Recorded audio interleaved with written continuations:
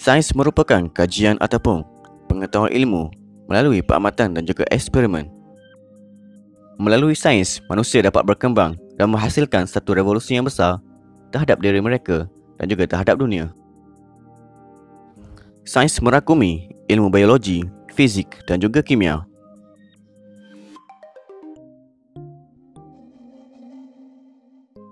Tanpa kita sedari, kehidupan biologi mengelilingi hidup kita. Pelbagai proses telah berlaku dari terbit matahari sehingga terbenam matahari. Kehidupan biologi merakumi semua kehidupan, merakumi dunia darat dan juga dunia laut. Dari sebesar-besar kehidupan sehingga sekecil-kecil kehidupan.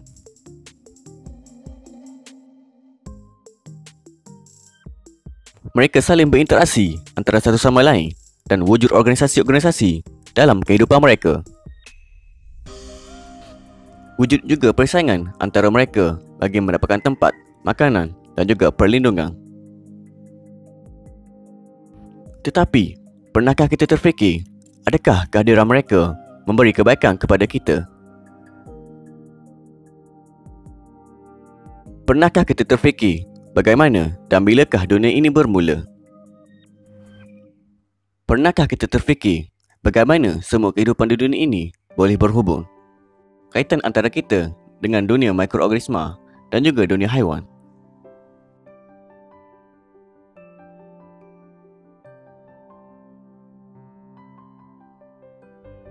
Pernahkah kita terfikir bagaimana proses-proses kejadian manusia yang begitu istimewa dan juga kompleks?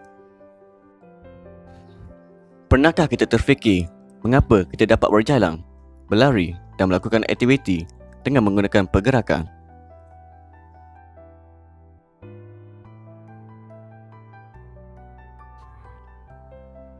Perkataan fizik berasal daripada bahasa Yunani iaitu fizikos yang bermaksud alam semesta.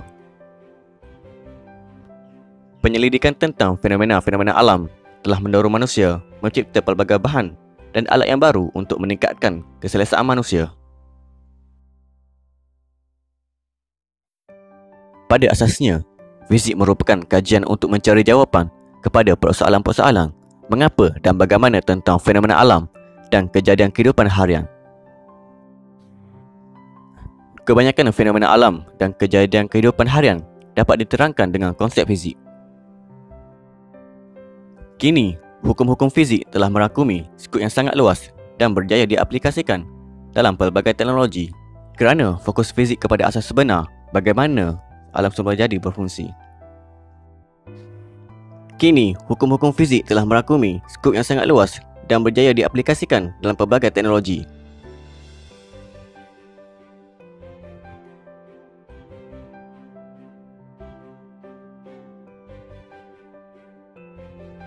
Kimia bermaksud ilmu sains yang berkaitan dengan struktur, kelakuan, komposisi dan tindak balas antara atom ataupun unsur-unsur serta hukum-hukum yang menerangkan fenomena kimia. Pernahkah kita terfikir apakah yang membentuk semua benda di sekeliling kita? Jika rumah diperbuat daripada batu bata, batu bata diperbuat daripada pasir, jadi bagaimanakah pasir itu terbentuk? Apakah yang menyebabkan kopi berwarna hitam dan berasa pahit? Dan mengapa air boleh mendidih? Persoalannya, mengapa dan bagaimana ia berlaku? Kesemua persoalan itu dapat dijawab dengan teori-teori dan hukum-hukum kimia. Bila dengar sahaja bahan kimia, ramai yang terbayang bom, bahaya dan juga letupan. Sememangnya, memang betul ada bahan kimia yang sangat reaktif dan bahaya kepada kita semua. Namun, bukan semua bersifat begitu. Kesimpulannya, bahan kimia adalah asas kepada kehidupan. Maka, tiada istilah bebas bahan kimia.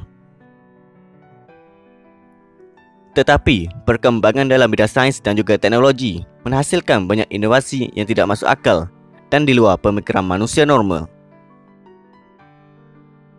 Antaranya ialah para saintis mencuba untuk menghasilkan kecocokan manusia dan juga haiwan. Sebagai manusia normal, agak mustahil untuk mempercayainya, tetapi itulah faktanya. Pertamanya ialah kecocokan antara manusia dan juga chimpanzi. Hal ini demikian kerana chimpanzi mempunyai tahap kecerdasan yang tinggi. Oleh sebab itu, para saintis di China berminat melakukan eksperimen ini. Eksperimen ini bertujuan untuk menyamai tahap kecerdasan chimpanzi dengan tahap pemikiran manusia. Para saintis telah senyawakan sperma manusia dengan ovum chimpanzi betina. Dengan memiliki tahap kecerdasan yang lebih tinggi, chimpanzi akan dapat menggantikan tenaga manusia untuk melakukan pekerjaan. Tetapi eksperimen ini tidak berjaya dihasilkan.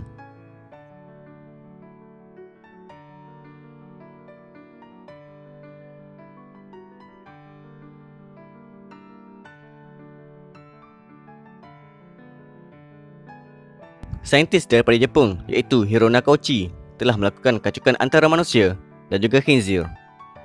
Pada tahun 2017, dia berjaya menghasilkan 186 embrio hybrid manusia dan juga khinzir. Tetapi eksperimen ini juga tidak berjaya dihasilkan apabila DNA daripada sampel mengandungi 99% DNA khinzir dan 1% DNA manusia. Yang paling tidak masuk akal ialah menghidupkan kembali haiwan yang telah mati. Para saintis telah mencuba menghidupkan kembali anjing yang telah mati beberapa jam. Jika kita lihat kepada prosedurnya, kepala yang terpisah daripada badan disalurkan satu saluran darah yang baru, seterusnya menjadi sistem peredaran darah yang lengkap. Walaupun eksperimen ini berjaya dilakukan, namun ia telah diharamkan kerana ia melanggar hukum alam.